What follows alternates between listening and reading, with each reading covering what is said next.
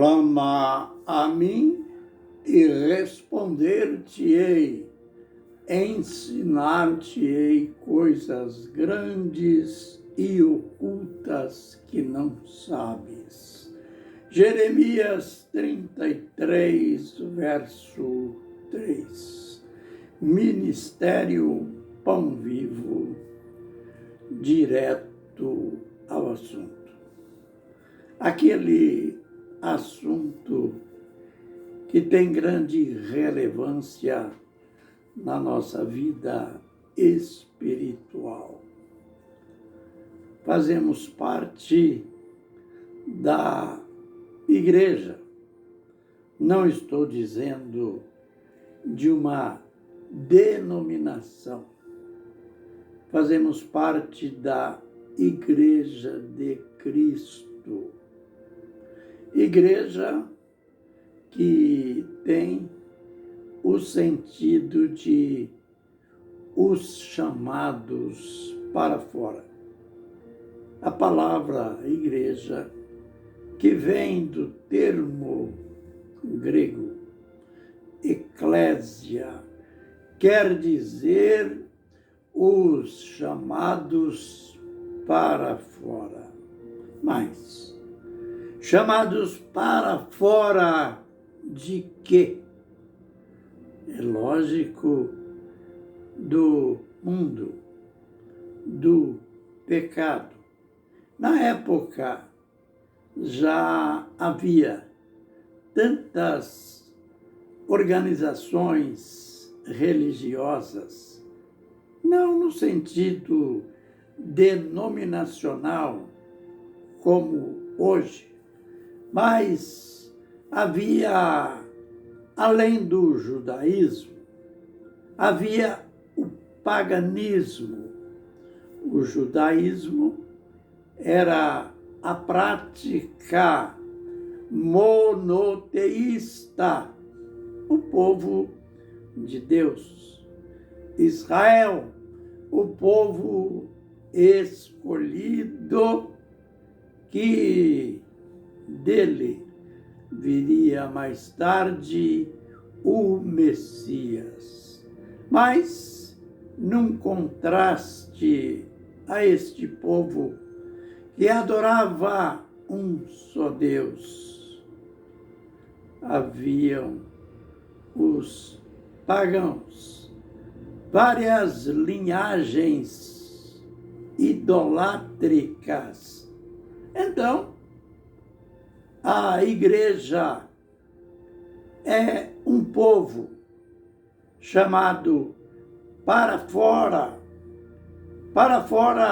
dessas crenças malignas, para fora de qualquer sistema que já existia. Então, quando falamos em igreja, temos que nos concentrar nisso. Até porque Jesus, depois de um tempo de obra missionária, de ir lá e voltar cá, de andar de província em província, de cidade em cidade, com os 12, aí chegou aquele dia. Depois de tantas rejeições, ele que foi rejeitado pelo seu próprio povo. Aí então, ele anunciou assim: edificarei a minha igreja e as portas do inferno não prevalecerão contra ela. Foi a primeira vez que apareceu, aliás, é a primeira vez que aparece no Novo Testamento, na Bíblia, o termo igreja. Aí em Mateus 16, 18, foi só o anúncio que o mestre fez da fundação da igreja. Mas a igreja seria organizada, foi organizada no dia do Pentecoste, lá em Jerusalém. Lembrando sempre que a sede da Igreja de Cristo não é Roma. A sede da Igreja de Cristo, onde ela se originou, é Jerusalém. E Jesus também subiu ao céu, ali de Jerusalém, mais propriamente do Monte das Oliveiras. E ele vai descer também em Jerusalém. Por isso, esqueça esta história de Roma. Tudo isso aí foi armada política religiosa de Constantino. Bem, e por falar em igreja, nós estamos estudando sobre as 7 cartas das igrejas da Ásia.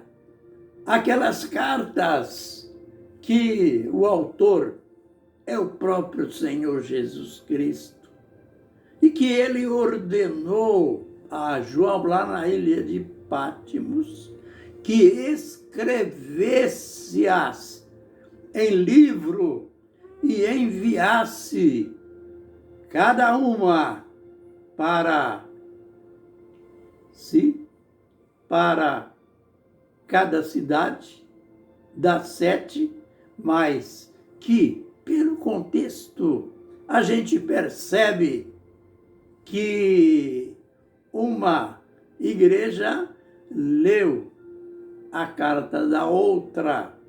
E também estas cartas são representativas da Igreja de Cristo de todas as épocas. É por isso que nós estamos gastando o nosso tempo gravando os nossos vídeos sobre estas cartas. Já falamos sobre a carta à igreja em Éfeso, a Esmirna, e hoje a gente começa a terceira carta já, à igreja de Pérgamo.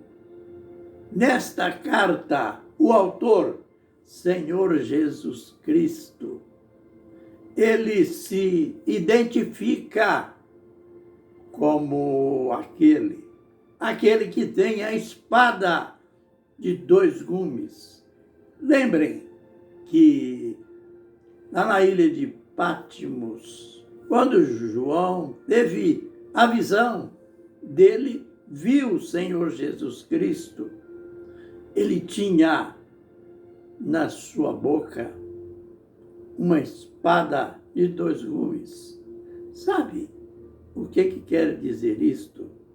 Não quero dizer que na boca de Jesus tinha uma espada, que é uma arma que naquela época era uma arma de guerra. A espada de 2 gumes aqui é uma referência à sua palavra. De 2 gumes quer dizer que ela corta dos 2 lados. É aquilo que diz lá em Hebreus 4:12. A palavra de Deus é viva e eficaz. E aparece então ali os qualificativos desta palavra. Esta palavra foi se identificando, ou ele se identificou a esta igreja assim. E a gente verá no transcorrer dos estudos, a gente vai ver que Pérgamo, esta igreja, tinha uma desvantagem muito grande. Jesus falou, eu sei que eu conheço o lugar onde habitas, que é onde está o trono de Satanás. Misericórdia. A gente vai ver o que significa isto. Uma cidade ter nela o trono de Satanás. E o que representava em termos de contaminação espiritual para a igreja o fato de ela existir, coexistir, onde está o trono de Satanás. Mas isto a gente verá em vídeos posteriores. A todos a benção e a graça do Senhor. Amém e amém.